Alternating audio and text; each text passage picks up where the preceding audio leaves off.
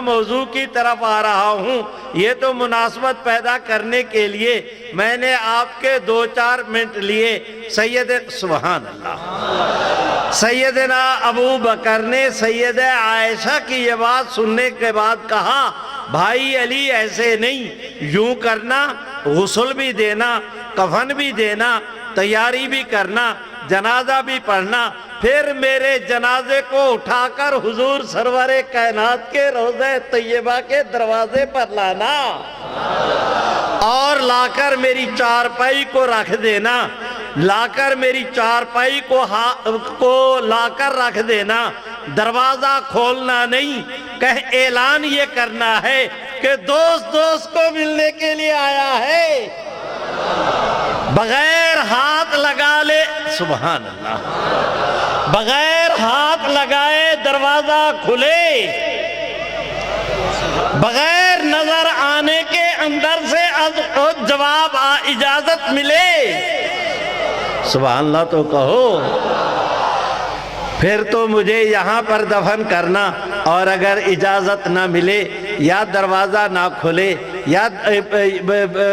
تو پھر یہاں دفن کرنے کی بجائے عام مسلمانوں کے قبرستان جنت البقیع میں دفن کر دیا جائے۔ چنانچہ ایسے ہوا، فارغ ہوئے، حضرت ابو بکر کی چارپائی کو اٹھایا، آپ صلی اللہ علیہ وسلم کے روضہ طیبہ پر لے کر آئے، چارپائی رکھی، اعلان کیا گیا، دوست کو ملنے کے لیے آیا ہے۔ ابھی اعلان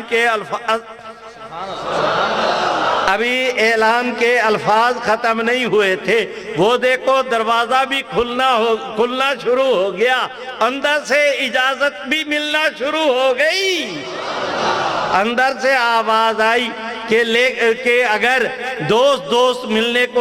کے لیے آیا ہے تو ہم بھی انتظار کر رہے ہیں۔ میرے بھائیو، دروازہ کھلا، سیدنا صدیق اکبر رضی اللہ تعالیٰ عنہ کے وہ چارپائی کو اٹھا کر اندر لے گئے۔ ابھی تو قبر مبارک کی تیاری بھی کرنا ہے اور ابھی بہت سارے مراحل باقی ہیں۔ برادران عزیز، اگلی بات جو عرض کر رہا ہوں، میں یہ تو دعویٰ نہیں کرتا کہ تم نے کسی عالم دین سے نہیں سنی ہوگی، لیکن یہ ضرور عرض کرتا ہوں کہ زیادہ تر اس روایت کو بیان نہیں کیا جاتا۔ دور کیوں جائیں، آج سے کوئی 5-6 مہینے پہلے میں نے بھی زندگی میں پہلی دفعہ یہ روایت پڑھی کہ جس وقت سبحان اللہ تو کہو،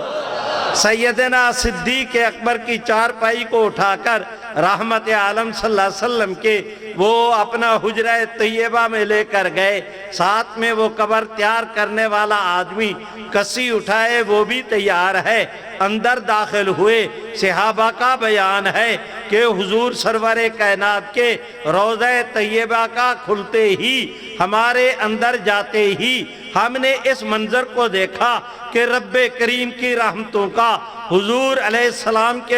کے مزار مبارک پر نزول اجلال کا یہ عالم تھا کہ ہماری آنکھیں چدھیا گئیں، ہمیں کچھ نظر نہیں آتا تھا، اور ابھی تک قبر کی تیاری بھی کرنا ہے، ادھر نظر کچھ نہیں آ رہا۔ میرے بھائیوں، میں درخواست کرتا ہوں، سیدنا علی المرتضیٰ رضی اللہ تعالیٰ عنہ کا یہاں پھر علم کام آیا، اس لیے تو حضور نے فرمایا تھا، انا مدینۃ العلم والی بابوہا۔ میرے بھائیوں، حضرت علی کا یہاں پھر کام آیا، آپ کے کندھے پر چادر تھی، اسے اٹھایا، یہ میری طرف دیکھیں، یوں کر کے 2 طے کیا، جس آدمی نے قبر کی تیاری کرنی تھی، یوں کر کے اس آدمی کے چہرے پر اس طرح کپڑے کو ڈالا کہ اسے نہ دیواریں نظر آتی تھیں، نہ مجمع نظر آتا تھا، نہ وہ افراد نظر آتے تھے، نہ حضرت ابو بکر کا جنازہ، نہ رحمت عالم صلی اللہ علیہ وسلم، کچھ اسے نظر نہیں آ رہا کہ برابر اس نے کپڑا کیا ہوا، صرف نیچے اپنے پیر کی جگہ نظر آ رہی تھی۔ حضرت علی نے فرمایا، میاں اب کسی سے مٹی نکالتا جا، ادھر ڈالتا جا، ہم اپنے سینے اور ہاتھوں کے ساتھ اسے پیچھے پیچھے دھکیلتے جائیں گے۔ اس نے یوں کر کے مٹی نکالنا شروع کی، انہوں نے پیچھے کو ہٹانا شروع کی، لگامنٹ ملا دیا گیا دوست کو دوست کے ساتھ۔ میرے بھائیوں، مجھے اجازت دو کہ اسی سے ملتی جلتی ایک روایت اور بھی عرض کر دوں۔ ہے میرے اللہ، آج اپنی وفات سے کچھ دیر پہلے پتہ نہیں بیٹھے بیٹھے حضرت ابو بکر کو کیا خیال آیا، زور سے آواز دی، عائشہ! سیدہ عائشہ رضی اللہ تعالیٰ عنہ نے بڑی بے قراری سے عجلت میں جواب دیا، جی ابا حضور میں حاضر ہوں، حکم فرمائیں۔ حضرت علی المرتضی حضرت ابو بکر نے فرمایا، عائشہ حضور علیہ السلام کے اس دنیوی زندگی سے وصال مبارک کے وقت، آخری وقت میں ہم نے آپ صلی اللہ علیہ وسلم کے وصال کے بعد ایک کپڑا حضور علیہ السلام کے چہرہ مبارک کو ڈھانکنے کے لیے آپ کے چہرے مبارک پہ ہم نے ایک کپڑا ڈالا تھا۔ مجھے یاد ہے، میری یادداشت یہ کام کرتی ہے کہ وہ کپڑا تمہارے پاس ہے۔ حضرت عائشہ نے عرض کی، ابا آپ ٹھیک کہتے ہیں، واقعی وہ کپڑا میرے پاس ہے۔ فرمایا، عائشہ ذرا ہمت کرو نا، وہ کپڑا لے کر آؤ۔ وہ لے کر آئیں۔ میاں میری طرف دیکھو، حضرت ابو بکر کو کپڑا دیا گیا، آپ نے یوں کر کے اس کپڑے کو اکٹھا کیا، اکٹھا کر کے پہلے چوما، پھر آنکھوں پہ رکھا، پھر سر پہ رکھا دیر تک، اس کے بعد اس طرح کر کے اپنا چہرے پر ٹکایا، دونوں ہاتھوں سے اس طرح سنبھالے رکھا۔ کچھ وقت گزرنے کے بعد میرے بھائیوں ہاتھ کو اٹھایا، اس طرح کر کے اپنے دل پہ رکھا، یہ ہاتھ اس کے اوپر رکھا، اس ہاتھ کو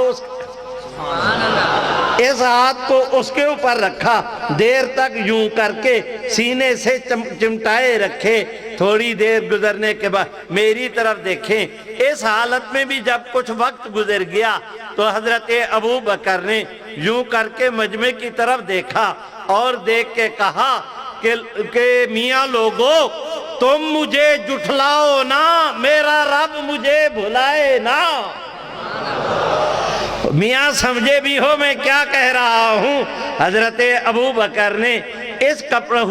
وہ کپڑا جو رحمت عالم کے وصال کے بعد آپ کے چہرے اقدس کو، چہرہ مبارک کو ڈھانپنے کے لیے استعمال کیا گیا تھا، اس کپڑے کو سینے پر رکھ کے دبا کے دل کے ساتھ کہتے ہیں، پبلک کو دیکھ کے کہتے ہیں، لوگو تم مجھے جھٹلاؤ نا، مجھے یہ نہ کہو کہ ابو بکر بھول گیا ہے، تم مجھے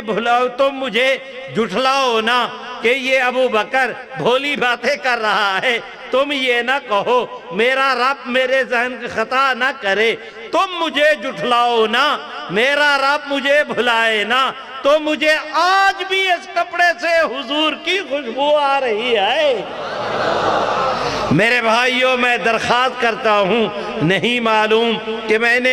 تمہیں نہیں معلوم میں نے کیوں شروع کی یہ گفتگو۔ برادران، آ رہا ہوں موضوع کی طرف۔ آپ حضرات کو معلوم ہے کہ یہ سیدنا صدیق اکبر امت کے وہ پہلے جرنیل ہیں، امت کے پہلے خلیفہ بلا فصل، جن کو یہ اعزاز حاصل ہے کہ انہوں نے ابتدائے خلافت میں جو اور اہم امور مانعین زکوٰۃ کے خلاف جہاد، میرے بھائیوں وہ دیکھو، حضرت اکرمہ حضرت سیدنا خالد بن ولید کے لشکر کی حضرت سیدنا حضرت اسامہ بن زید کے لشکر کی روانگی عیسائیوں کے مقابلے میں ان کو روانہ کرنے کے بعد جو اہم کام کیا وہ مسیلمہ کذاب کے خلاف تھا۔ میرے بھائیوں، ہمارے دارالعلوم دیوبند کے جاگو، تم سے کہہ رہا ہوں، ہمارے دارالعلوم دیوبند کے شیخ الحدیث حضرت مولانا انور شاہ کشمیری نے اپنی کتاب خاتم النبیین میں، مولانا محمد ادریس کاندروی نے اپنی کتاب مسک الختام میں، مولانا بدر عالم میرٹھی نے اپنی کتاب ترجمان السنہ میں، مولانا مفتی محمد شفیع صاحب نے اپنی کتاب ختم نبوت کامل میں تکرار اور اصرار کے ساتھ نہارن جہارن قرارن مرارن چاروں حضرات نے، چار اکابر، چار ان کی کتابوں کے میں نے آپ کے سامنے حوالے رکھے کہ انہوں نے وہ لکھتے ہیں کہ حضور علیہ السلام کے وصال کے بعد آپ کی امت کا سب سے پہلا اجماع اس حضور کی ختم نبوت کے عقیدے پر ہوا تھا کہ آپ کے بعد جو شخص نبوت کا دعویٰ کرے جیسے مسلمہ اور اس کے ماننے والے، وہ مسلمان نہیں۔ بھائیوں آگے تب چلیں گے، آپ بھی کہہ دو کہ حضور کے بعد جو نبوت کا دعویٰ کرے وہ اور اس کے ماننے والے مسلمان، ایسے نہیں، زور سے، جس کو اللہ جتنی توفیق دے اتنی بلند آواز سے ہاتھ اٹھا کے لہرا کے بناؤ نا ایک منظر کہ حضور کے بعد جو نبوت کا دعویٰ کرے وہ اور اس کے ماننے والے مسلمان۔ میرے بھائیوں، ہم اس خطے کے مسلمان اکثر و بیشتر حضرت امام ابو حنیفہ رحمت اللہ علیہ، امام اعظم نعمان ابن ثابت کو فالو کرتے ہیں فقہ میں۔ میرے بھائیوں، ان کی کتاب فقہ اکبر، اس کی شرح لکھی حضرت ملا علی قاری نے، اس کے اندر بھی وہ وضاحت کرتے ہیں کہ امام صاحب کا قول نقل کیا کہ دعوی النبوت بعد نبینا کفر بالاجماع، کہ حضور کے بعد جو نبوت کا دعویٰ کرے وہ بالاجماع کون ہے؟ زور سے، زور سے، نہ میرا وقت ضائع کرو نہ اپنا، میرے ساتھ چلو، تمہیں اندازہ نہیں کتنے منٹوں سیکنڈوں میں میں آپ کو فارغ کر دوں گا۔ میرے بھائیوں توجہ کرو، 1400 سال سے حضور علیہ السلام کی امت کا اجماع چلا رہا ہے اس امر پر کہ آپ کے بعد جو نبوت کا دعویٰ کرے وہ کافر ہے۔ زور سے کہو وہ کون ہے؟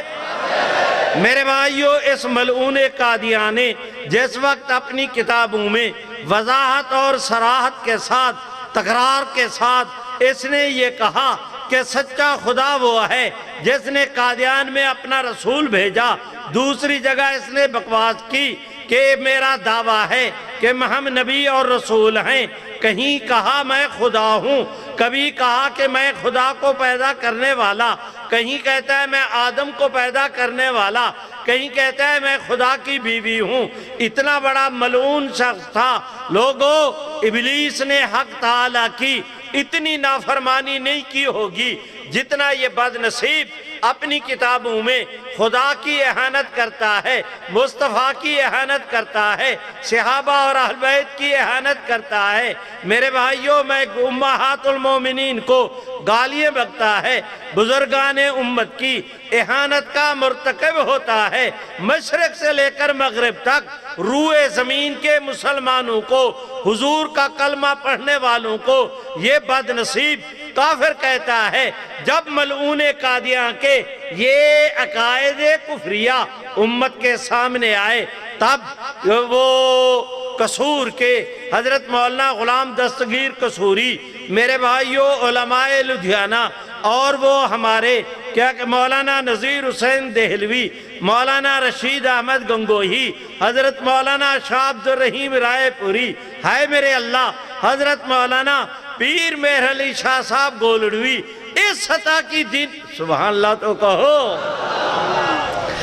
اس سطح کی دینی قیادت کے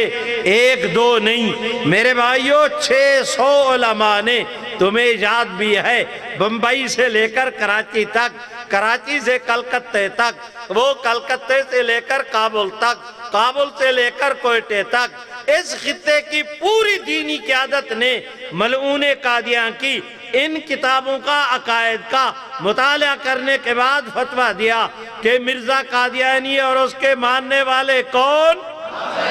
ہے میرے اللہ، وہ دن جائے، آج کا دن آئے۔ میرے بھائیو، دنیا جہان کی کسی عدالت میں، وہ ماریشس کی عدالت ہو، بہاولپور کی عدالت ہو، بھاگلپور کی عدالت ہو، مدراس کی ہو، الہ آباد کا ہائی کورٹ ہو، پاکستان کا سپریم کورٹ ہو، وہ عرب امارات ہوں، جوانسبرگ ہو، مصر ہو یا شام ہو، یوگنڈا ہو یا انڈونیشیا، ہے میرے اللہ، میں درخواست کرتا ہوں جہاں پر قادیانیوں کا امت کا کیس پیش ہوا، تاریخ گواہ ہے کہ اس 150 سال کے عرصے میں جہاں کہیں قادیانی عدالت میں کسی فورم پر قادیانیت اور اسلام کا تقابل ہوا، تاریخ کہتی ہے کہ ہمیشہ کفر ہارا ہے، اسلام جیتا ہے۔ میرے بھائیوں، آپ حضرات کے ہمارے ملک کے عزیز پاکستان میں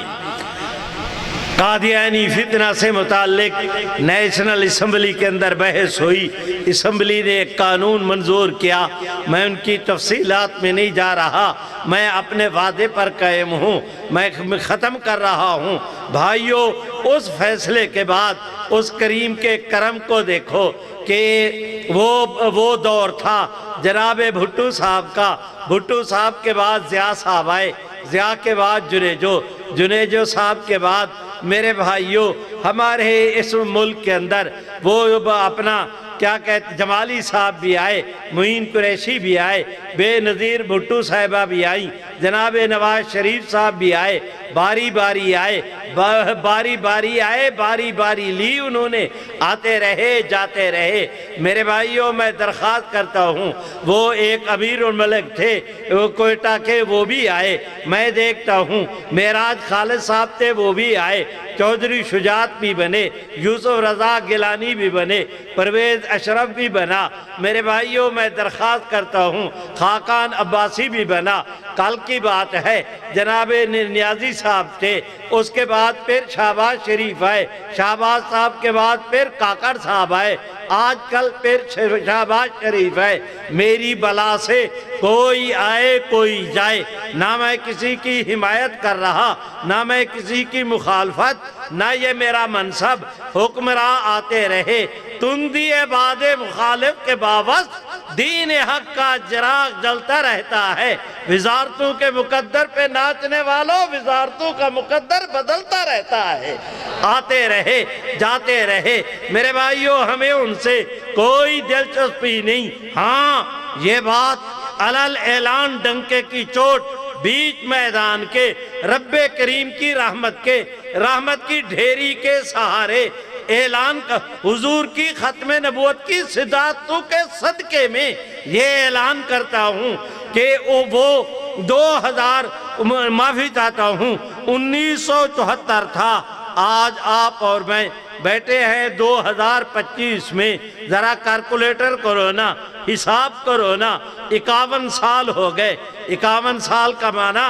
ایک نصف صدی سے بھی زیادہ۔ اس نصف صدی میں میرے بھائیوں، مشرق سے لے کر مغرب تک روئے زمین کا کوئی ایسا کافر ملک نہیں جن کے پاؤں پہ قادیانیوں نے ناک نہ رگڑی ہو، پیشانی زخمی نہ کرائی ہو، اپنی زبانوں کے ساتھ ان کے پاؤں کے تلووں کو نہ چاٹا ہو۔ ایک ایک قادیانی کافر حکمرانوں کے پاؤں پہ ناک رگڑتا رہا۔ ان کے جتنے سربراہ تھے کہ پاکستان کے ان حکمرانوں کا، جن کا میں نے نام لیا، ان پر دباؤ ڈلوایا کہ کسی طرح اس کا ختم نبوت کے قانون کو ختم کر دو۔ سنو، ایک آدھ دن کی بات نہیں، نصف صدی کی لڑائی میں ایک آدھ کافر ملک نہیں، روئے زمین کے کفر نے نصف صدی تک برابر مل کر زور لگایا کہ یہ قانون ختم ہو جائے۔ اور میرے واجب الاحترام ٹبی کے اس جلسے میں شرکت کی سعادت حاصل کرنے والے مسلمانوں، میں کس گناہگار زبان سے تمہیں یہ بشارت دے سکوں کہ نصف صدی کی اس لڑائی میں روئے زمین کے کفر کی پوری پنجہ آزمائی کے باوجود آج تک کوئی ماں کا لال قانون کو ختم کرنا تو رہا درکنار، اس کی مد اور شد، زیر اور زبر کو بھی کوئی ماں کا لال تبدیل نہیں کر سکا۔ نعرہ تکبیر، تاج و تخت ختم نبوت، تاج و تخت ختم نبوت۔ بھائیو میں نہ 3 میں نہ 13 میں، میں نہ لکھ کا نہ ککھ کا، میں تو کسی چیز کا نہیں، لیکن ایک بات کہتا ہوں، ڈنکے کی چوٹ کہتا ہوں کہ لوگوں، اگر تمہیں اپنی طاقت پہ ناز ہے تو ہمیں بھی محمد عربی کی غلامی پہ ناز ہے، اور ایسے اعزاز کو الٹے ہو کر بھی تم ہم سے نہیں چھین سکتے۔ میرے بھائیوں سنو، واپس جاؤ تو یہ پیغام لے کر جاؤ، واپس جاؤ تو یہ پیغام لے کر جاؤ کہ اس قانون کو ختم بھی کوئی نہیں کر سکا، اور آئندہ زور سے شرماتے ہو۔ یہی وقت ہے بولنے کا، آج نہ بولے تو پھر کب بولو گے؟ تمہارے بولنے کا وقت آیا، تم نے چپ سادھ لی، بولو، پوری توانائی کے ساتھ بولو۔ میں یہ نہیں کہتا ختم کوئی نہیں کر سکے گا، میں یہ کہتا ہوں کہ اس قانون کو ختم کرنے والوں کو قدرت ختم کر دے گی، قانون ختم نہیں ہوگا۔ جو کہتے ہیں نہیں ہوگا، ہاتھ اٹھا کے لہرا کے زور سے کہہ دو، لگا دو اپنی حاضری اپنے رب کے حضور، کوئی ختم نہیں کر سکتا۔ میرے بھائیو، پچھلے سال آپ حضرات کو یاد ہے 7 ستمبر کو ختم نبوت کی ریلی میں اپنا کیا کہتے ہیں گولڈن جوبلی منعقد کی گئی لاہور کے اندر، یہاں سے آپ دوست بھی گئے تھے، پورا توسا گیا تھا، ڈیرا گیا تھا، ہزارہ خلق خدا۔ میرے بھائیو سنو، کراچی سے لے کر خیبر تک پورے ملک کے مسلمانوں نے اس جوز و جذبے کے تحت شرکت کی۔ وہاں ہمارے مخدوم حضرت مولانا فضل الرحمن نے اعلان کرتے ہوئے کہا کہ اس اجتماع، انہوں نے کہا اور واقعی سچ کہا کہ اس اجتماع کے ذریعے ہم آج قادیانیت کو پیغام دینا چاہتے ہیں کہ آج کے بعد 50 سال تک ہم نے قادیانیوں کی ایسی کمر توڑ دی ہے کہ 50 سال تک یہ اس خطے میں کھڑے نہیں ہو سکیں گے۔ میرے بھائیوں، مجھے اجازت دو، مولانا ہمارے بہت قابل احترام، میں ان کے بیان کی صرف تائید نہیں کر رہا بلکہ آگے بڑھاتا ہوں کہ 50 سال تک قادیانی صرف یہ کہ کھڑے نہیں ہو سکیں گے، میں عرض کرتا ہوں انشاءاللہ اگلے 50 سال میں قادیانیت اس خطے میں آپ کو نظر بھی نہیں آئے گی۔ نعرہ تکبیر، تاج و تخت ختم نبوت، تاج و تخت ختم نبوت۔ لا دو نعرے، پانی تے پی لین دے شریفہ۔ نعرہ تکبیر، ہاتھ لہرا کر جواب دیں، تاج و تخت ختم نبوت، تاج و تخت ختم نبوت، تاج و تخت ختم نبوت۔ میرے بھائیوں، آج سال کے بعد حاضری ہے، اس دوران میں پچھلے سال کی حاضری کے بعد ہمارے ملک کے اندر قادیانیوں سے متعلق سپریم کورٹ کے اندر ایک فیصلہ ہوا۔ آپ کی نسبت اس علاقے کے قادیانیوں کو میں زیادہ سنانے کا خواہش مند ہوں۔ قادیانی کرم فرما، غور کریں اس امر پر۔ میرے بھائیوں، میں اپنے وعدے پر بھی قائم ہوں کہ میں ختم کر رہا ہوں۔ برادران اسلام ذرا توجہ کریں کہ ہمارے ملک عزیز میں جس وقت صفایا ہو گیا، ملیا میٹ کر دیا گیا، سہاگا پھیر کے برابر کر دیا گیا، قادیانی عبادت گاہ بھی مسلمان۔ میرے بھائیوں، پیلو ویس میں 35 قادیانیوں نے قادیانیت ترک کی، کہیں 2 کہیں 4 کہیں 12 کہیں 18، اتنے لوگ مسلمان ہوئے۔ میں آپ سبحان اللہ تو کہو۔ آپ میں سے کوئی اٹھے نا میرے اوپر سوال کرے، مجھے کہے کہ مولانا پرانی باتیں سناتے ہو، کبھی ہند کی کبھی سندھ کی، ہمارے اس خطے کی بھی تو سناؤ اور تازہ سناؤ۔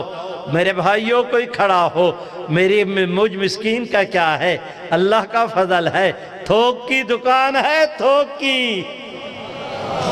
میں نے کسی سے مال لینے کے ادھار لینے کے لیے تھولا جانا ہے، سبحان اللہ۔ آج سے 2 دن پہلے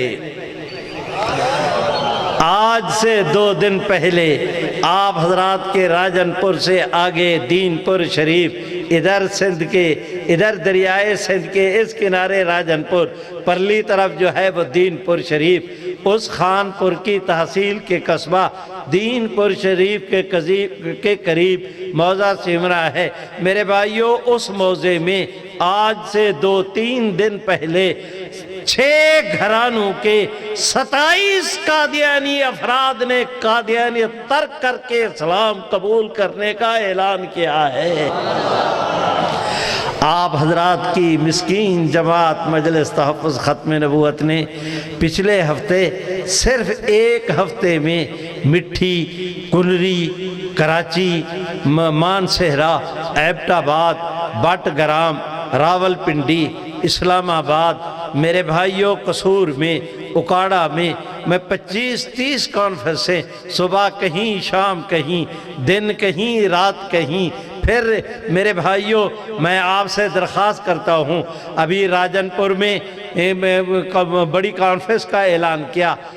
وہ اس کے بعد جو ہے وہ اپنا مظفر گڑھ میں کانفرنس کا اعلان کیا، خوشاب کے اندر اعلان کیا، میرے بھائیوں اس کے بعد لاہور کے اندر ہے، اس کے بعد گجرانوالہ میں، اس کے بعد راول پنڈی لیاقت باغ میں، اس کے بعد پشاور میں، اس کے بعد مانسہرے تک۔ سنو،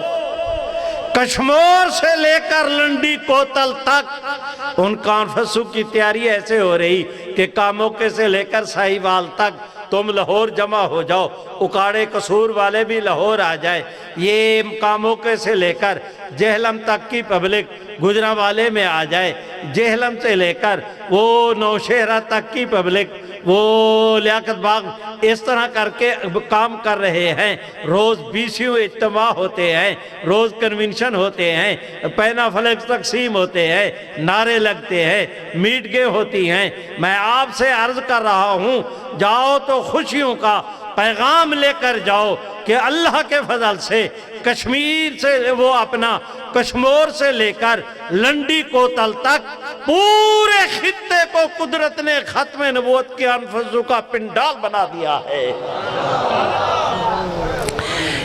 اور میں دعوے سے عرض کرتا ہوں، حالانکہ میری عادت نہیں، کہ